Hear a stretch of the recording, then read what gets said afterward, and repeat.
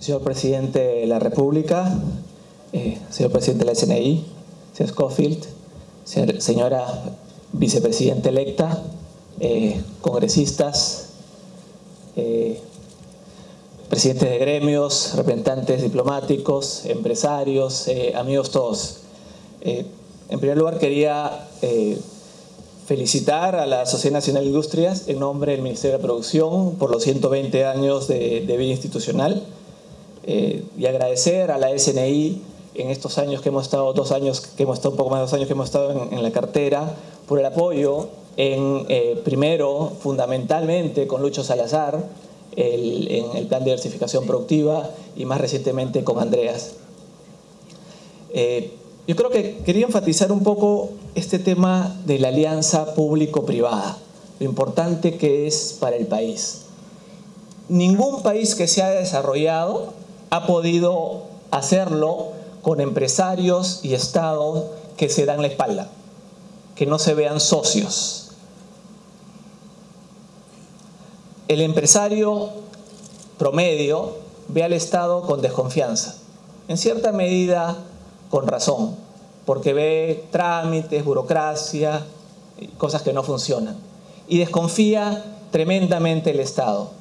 Y a veces, de manera equivocada, casi quiere que el Estado se ponga de costado, pero en realidad no hay alternativa a trabajar juntos.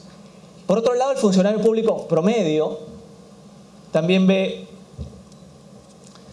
a un sector empresarial, tiene una percepción no necesariamente correcta de un sector empresarial que solo piensa en sí mismo, que solo piensa en lobbies, rentismo y actividades que les van a generar beneficio y que le echa la culpa al resto de sus problemas.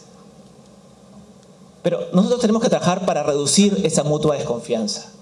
El trabajo que hemos hecho en el Ministerio de la Producción con las mesas ejecutivas nos muestra que se puede trabajar justamente para bajar esas barreras, ¿no? Que tal vez Andreas las acaba de presentar bastante claramente, ¿no?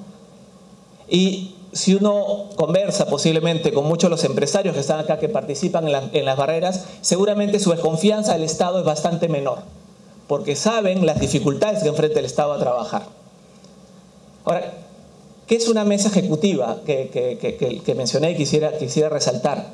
Es un grupo de trabajo público-privado,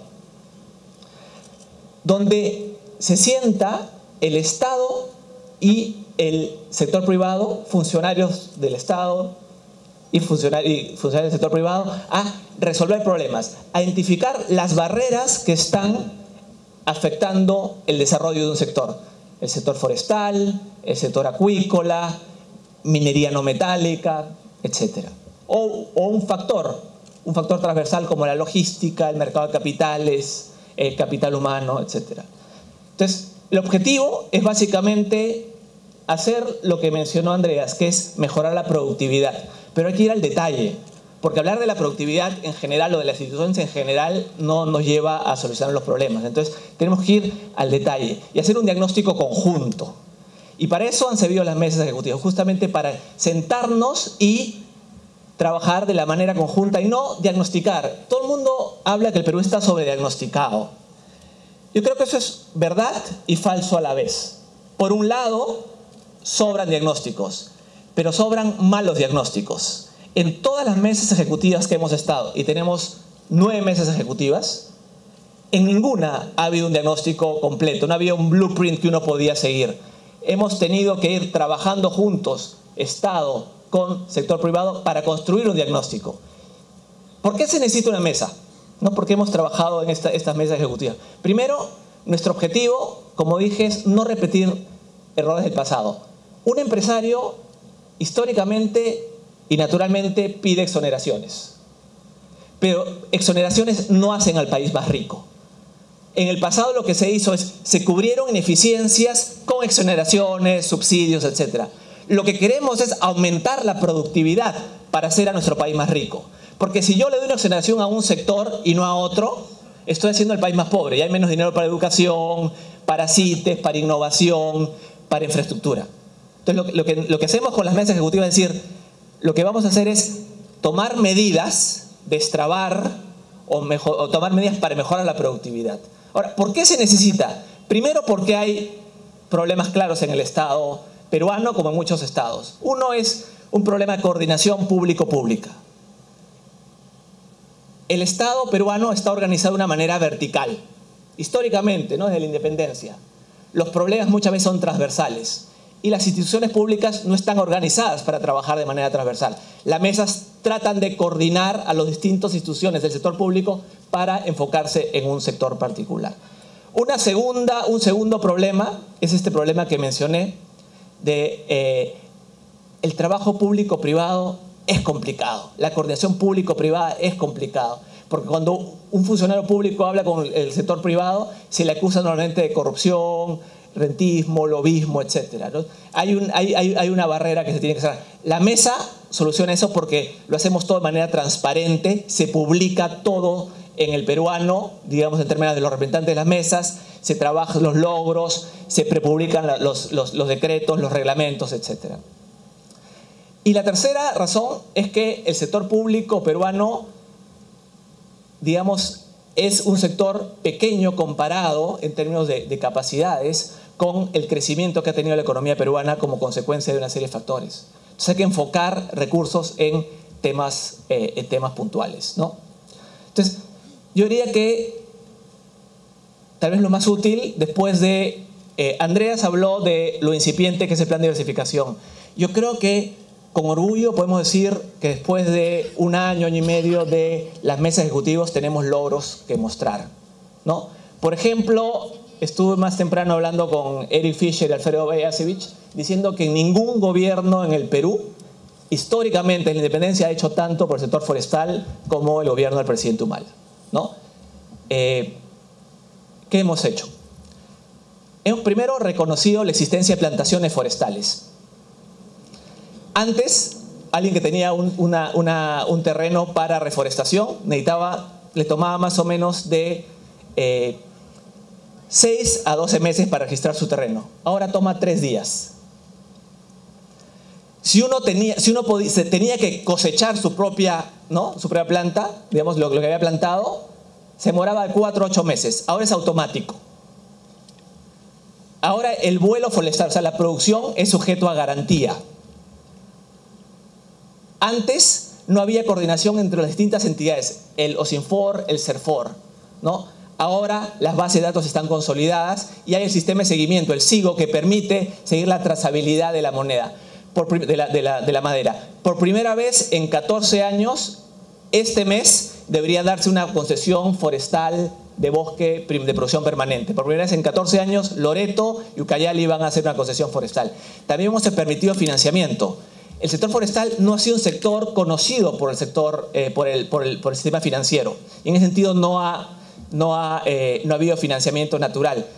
Creamos un fondo en COFIDE de financiamiento al sector forestal de 200 millones, pero un poco para que el sector privado conozca al sector mejor, ¿no? De esos 200 millones ya en este momento se han generado préstamos por evaluar o ya otorgados de alrededor de 180 millones de soles, ¿no? Usando 30 millones porque el fondo se apalanca, hemos logrado generar préstamos de 180 millones de soles. El futuro del sector forestal en el Perú es tremendo. Una planta como la bolaina en el Perú crece en 8 años. En Chile, acá está el embajador, el pino radiata crece en 23, 24 años.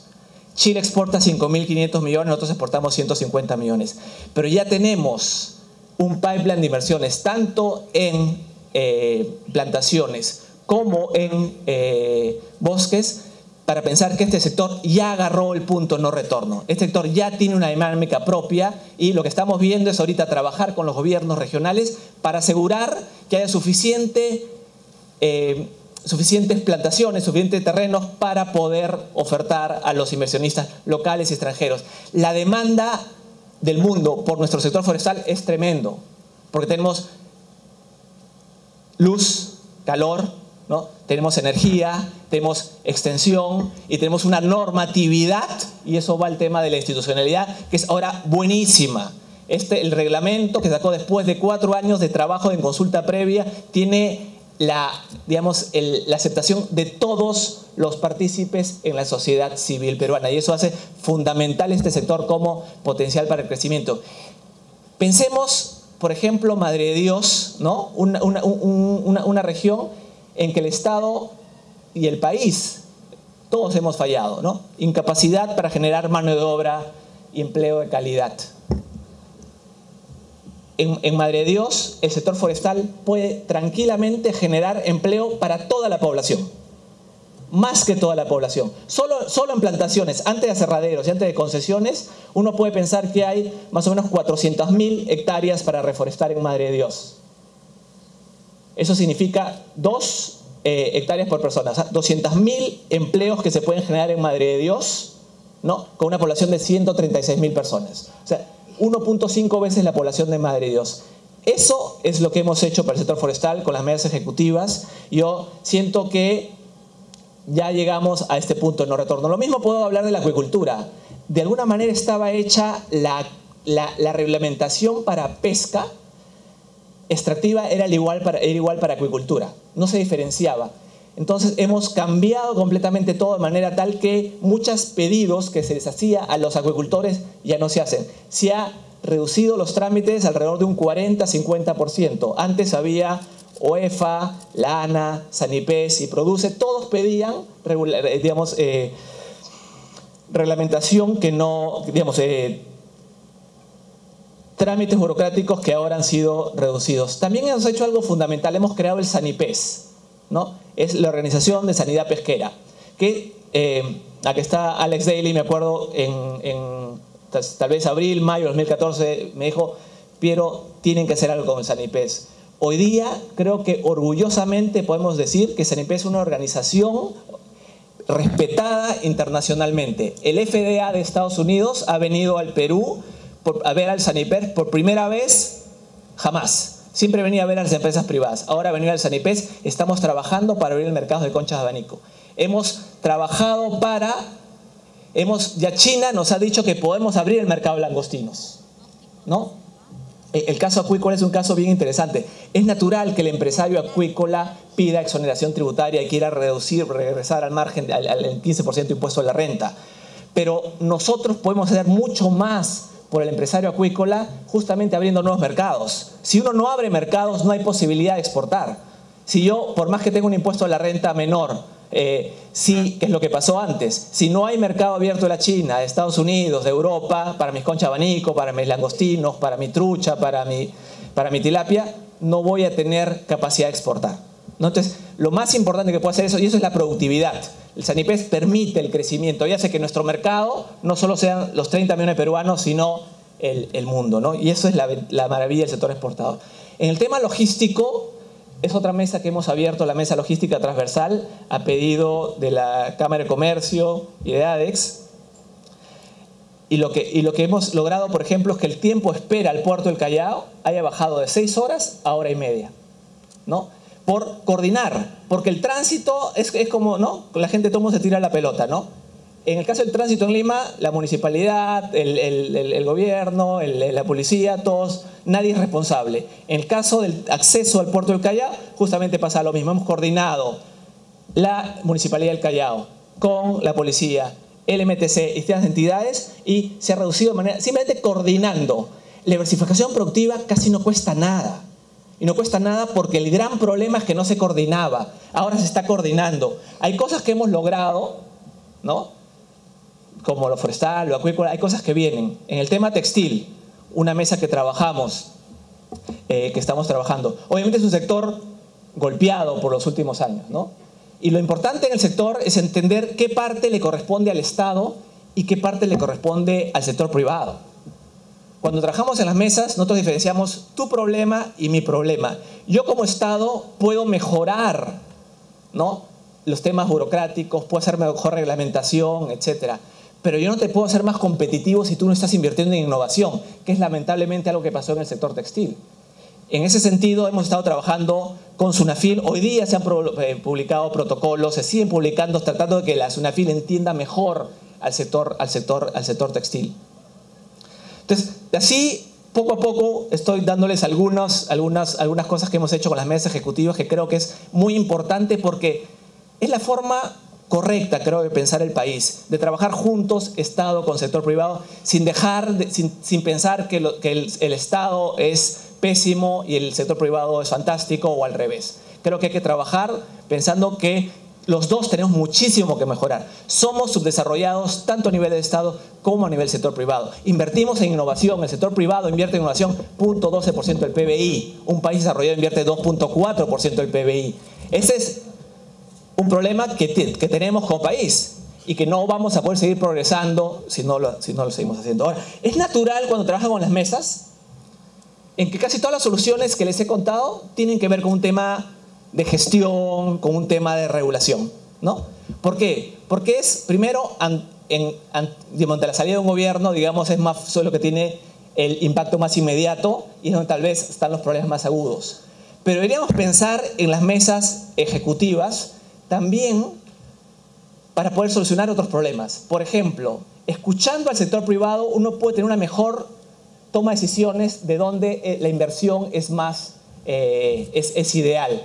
Hemos hecho un poco, por ejemplo, creando centros de innovación tecnológica, los CITES, forestales, acuícolas, ante el trabajo con la mesa. Pero en general se puede tomar decisiones muy importantes de infraestructura, por ejemplo, tecnológica, basado en este trabajo. Y hay un segundo tema. Cuando presentamos las mesas en un foro hace un tiempo, el profesor de Harvard, Ricardo Hausman, dijo algo muy, muy importante. Dijo: el modelo de mesas ejecutivas que he visto en el Perú es el mejor modelo para la diversificación que he visto jamás. Y el profesor Charles Sable dijo: las mesas son una gran invención. Ojalá tengan el futuro que merecen. Y creo que eso es importante mantener a futuro y un poco tratar de ver las mesas no solo por los logros. Hemos logrado en el forestal, en el acuícola, se ha avanzado ciertas cosas en textil, ciertamente en logística, en gastronomía, en agroexportación. Pero pensemos en las mesas también como una manera de no solamente de solucionar problemas, sino aprender a solucionar problemas. O sea, lograr cosas es bueno, es buenísimo, pero aprender a lograrlas es tal vez más importante. Esta tiene que ser una herramienta, un instrumento para pensar a solucionar muchos problemas del Perú. Podríamos hacer una mesa de mercado de capitales, una mesa de turismo, una mesa de capital humano, ¿no? Una mesa de tránsito. En general, una forma de trabajar el Perú mejorando la productividad. Nuestra obsesión tiene que ser la productividad. Yo estoy completamente de acuerdo con Andreas cuando habla que hay que mejorar la productividad, las instituciones. El problema es siempre el cómo. Es fácil hablar de hay que fortalecer las instituciones. ¿Cómo lo logramos? Creo que este tipo de trabajo nos ayuda a pensar que a través de estas pequeñas medidas se puede lograr cosas para mejorar la productividad. Solo para ir terminando, otros, más allá de las mesas, lo que hemos hecho en el ministerio hemos creado centros de innovación tecnológica, los CITES, ¿no? Teníamos 3 CITES cuando comenzamos en el ministerio. Uno de ellos, presidido por Pedro Laechea, el CITEBIT, ahora Sitio Industrial, funcionaba muy bien. Los otros 2 funcionaban razonablemente bien, pero había 3. Se había invertido con donación española hace 15 años y el Estado peruano nunca hizo nada por los CITES. Ahora hemos creado 25 nuevos CITES. El presidente va a poder inaugurar en este gobierno 10 CITES y estamos dejando 15 CITES en plena ejecución. Un ejemplo, por ejemplo, lo que va a hacer el CITE forestal en Pucallpa, ¿no? Nosotros tenemos que en el Perú vendemos la madera, digamos, para los pisos, madera de bosque, ¿no? De producción permanente muy fina, ¿no? Pero no hacemos pisos estructurados, que significa poner la madera fina arriba y las capas de madera de plantaciones menos fina abajo. Eso te reduce muchísimo el costo y el precio, ¿no? El costo te reduce 60% más o menos y el precio solo cae 10%. Es mucho más rentable. Pero para hacer todo ese proceso hay que tomar más o menos en el Perú ahorita 6 meses. Va a distintas ciudades del Perú. El CITE forestal en Pucallpa va a permitir hacer todo eso en 8 días. Va a permitir hacer los experimentos y funcionar y tratar de ver que los pisos tengan pues las combinaciones ideales. También hemos apostado por el sector privado. Tenemos CITES privados. Porque tenemos que aprovechar el know-how y el equipamiento de los privados para que esa transferencia tecnológica se dé. Entonces tenemos un CITE con la Católica, un CITE con Cayetano, un CITE materiales de la Católica, un CITE energía de Silicon Technologies, un CITE acuícola con la Cayetano Heredia, un CITE agroindustrial con Damper, en el cual el privado hace cosas que no haría naturalmente por temas de rentabilidad. Entonces el Estado firma un convenio de desempeño y de esa manera se logra más de lo que hubiera hecho solamente el privado. Esto, los CITES, las mesas, son importantísimas. Los CITES es un modelo también hecho en el Perú, ¿no? Adecuado a nuestra realidad. No hemos inventado que se nos ocurre decir en el medio del desierto vamos a hacer un CITE cuero y calzado. No, estamos haciendo un CITE acuícola en San Martín, no un CITE pesquero en San Martín, un forestal en Pucallpa, un cuero y calzado en Arequipa, otro en Trujillo, digamos, donde ya hay un clúster de MIPYMES con baja productividad. Creamos un CITE para cerrar la brecha productiva. El margen es tremendo. Inauguramos hace unos 10 días el CITE industrial en Huaura, ¿no? Todos los productores de pisco son informales. El CITE les va a permitir, aumentando su productividad, llegar a la informalidad. Pero de una manera muy concreta, enseñándoles a seguir los estándares de calidad que los laboratorios certificados por acreditados por INACAL les permita pues, tener las combinaciones óptimas, ¿no? Enseñándoles también los temas de aceite de palta, etc. El Perú no solo tiene baja productividad, el Perú tiene una heterogeneidad productiva muy alta, ¿no? Lo que ocurre es que hay algunas empresas de alta productividad, pero un sinnúmero de empresas de muy baja productividad, ¿no? McKinsey para México hizo un estudio hace un par de años y contaba cómo la productividad del sector formal, moderno, había crecido 6% y la productividad del sector informal, MIPE, en general había caído 5 o 6%. El promedio no reflejaba mucho. Entonces, en Perú tenemos un tema de que nuestra productividad es en promedio baja, pero es altísimamente improductiva. Y uno puede mejorar mucho la calidad de vida de nuestra gente justamente aumentando la productividad de las empresas que se encuentran rezagadas. No tenemos que innovar a nivel mundial, simplemente transferir la tecnología que ya existe en el Perú para las empresas más pequeñas. Los CITES son la herramienta más potente que uno tiene para ello. Si algo tiene que hacer el siguiente gobierno es asegurar que los CITES funcionen. Pues estamos dejando de 3 CITES que habían antes, estamos dejando 28 CITES públicos y 12 CITES privados, 40 CITES, multiplicado, ¿no?, por 13, ¿no?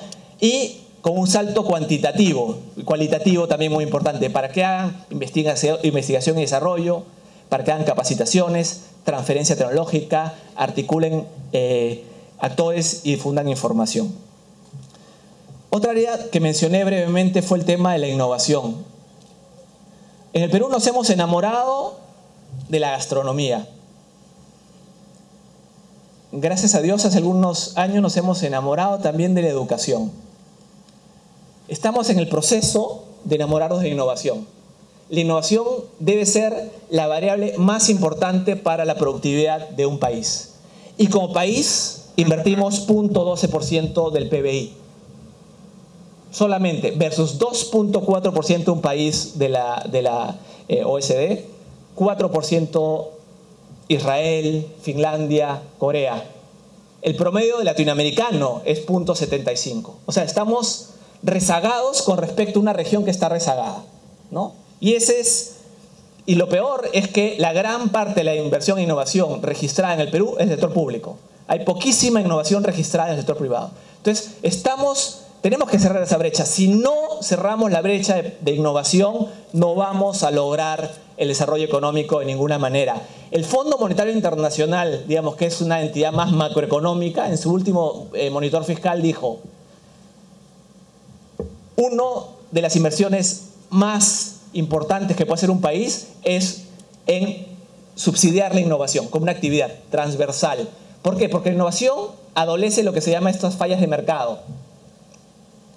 ¿En qué sentido? Que el innovador generalmente, si es exitoso, todo bien. Pero si falla, él pierde toda la plata. El imitador, por otro lado, tiene una ecuación más atractiva. Espera que otro innova, que haya otro pionero y después se copia, pero nunca arriesgó nada. Entonces es un país de imitadores, pero no de innovadores. Entonces, en el gobierno del presidente Humala hemos hecho dos cosas. Un aumento cuántico de los fondos concursables, ¿no? El FINCIT, el FONDECIT, los fondos de LINIA, ¿no? Se han cuadriplicado con respecto a años anteriores. Y segundo lugar, hemos creado la ley de incentivos tributarios para la inversión, investigación y desarrollo, ¿no? El I+D. El I+D es la manera más natural que uno tiene investigación y desarrollo de generar innovación. No es la única, pero es una manera muy importante para las empresas grandes. Ya tuvimos una empresa, digamos, la semana pasada, calificada por Concitec, y estamos esperando tener fácilmente 20, 25 empresas para este año que hayan digamos, postulado y aceptado con la ley de I+D. Yo creo que esto tenemos que trabajar para continuarlo. Tenemos que trabajar para que este trabajo que se ha avanzado se continúe. Porque pasa muchísimo en el gobierno que uno a veces quiere comenzar todo de cero cuando hay cosas que ya se han hecho, ¿no? Segundo, uno saca una ley, un reglamento, pero se olvida de todo el mantenimiento que tiene que darle. Es muy natural pensar que mi trabajo terminó cuando saqué mi ley, cuando saqué mi reglamento. La realidad es que tú tienes que trabajar de manera continua hasta que algo funcione. Nosotros sacamos la ley de factoring, por ejemplo. Al comienzo había que hacer ajustes, ahora ha aumentado de 70 facturas negociables a 2.700 facturas negociables. Un aumento de 38 veces, pero manteniendo, hablando con el sector privado, viendo qué funciona, qué no funciona. El trabajo de política pública no se acaba cuando uno saca la ley y el reglamento, sino hay que darle continuo mantenimiento. Por último, el tema de parques industriales. En el Perú no ha habido parques industriales. Ha habido zonas industriales, ¿no? Que hemos llamado parques industriales, pero que realmente no correspondían al nombre moderno de parque industrial. Hemos logrado, ¿no? Vamos a tener el primer gran parque industrial de dimensión nacional en Ancón. Tenemos 1.338 hectáreas y ya se ha hecho el plan maestro, está en proinversión. En julio se podía hacer la licitación de la construcción del parque industrial. A partir de julio, Proinversión decidirá exactamente cuándo, pero toda la parte normativa, toda la parte está lista para tener el problema solucionar el problema que tenemos en el Perú, que lo mencionó Andreas. Tenemos un costo de oportunidad del terreno industrial muy alto y falta de servicios públicos para los terrenos industriales, ¿no? Y lo que pasa es que Lima fue creciendo y al comienzo la industria se ubicó en la periferia de la ciudad. En la medida que la ciudad crece, la industria convive con el sector residencial, con el sector comercial. Eso significa pues un altísimo costo de oportunidad para la industria, por el terreno industrial, y temas de contaminación, temas de convivencia que son complicados naturalmente, ¿no? Entonces vamos a tener el primer gran parque industrial hecho jamás en el Perú. Son 1.338 hectáreas. Digamos, es más o menos 20% más grande que San Isidro. 700 hectáreas son utilizables. Y estamos hablando pues de va a tener espacio para empresas grandes, empresas pequeñas, empresas medianas, ¿no? En el Estado lo que va a dar es dar los servicios públicos que hacen al parque altamente competitivo. También estamos trabajando en Trujillo y estamos trabajando con las zonas francas existentes en el Perú para que sean, como se van a quedar en los siguientes años, para que sean por lo menos competitivas, ¿no? Con trabajo de gestión bastante claro. Para terminar, yo quería resaltar nuevamente este tema de lo importante que es la colaboración del sector público con el sector privado. Tenemos que dejarnos de quejar el uno del otro. Tenemos que trabajar mucho más de la mano. Sabemos muy bien que la diversificación productiva la hace el sector privado. El gobierno, el Estado tiene que facilitarla, ¿no? Pero no va a compensar la falta de competitividad o productividad de un sector. El gobierno tiene que solucionar las fallas de Estado, solucionar las fallas de mercado. Pero la diversificación productiva la hace realmente el sector privado. Muchas veces queremos hacer grandísimas reformas. Y a veces las reformas grandísimas solo se pueden hacer en épocas de crisis. No es casualidad que todas las grandes reformas que se han hecho, las grandísimas, se hicieron en la época de crisis. Pero muchas veces el efecto de un montón de medidas, ¿no? Van sumando y van sumando de manera tal que todas juntas equivalen a más que una reforma grande. La suma acumulada de medidas buenas, ¿no? Continuas, concretas, en resultado de un diálogo fluido, concreto, en detalle con el sector privado, puede realmente sumar a más que una reforma. Puede hacer realmente, efectivamente, una revolución pública-privada, y espero que sea la revolución de la diversificación. Muchísimas gracias.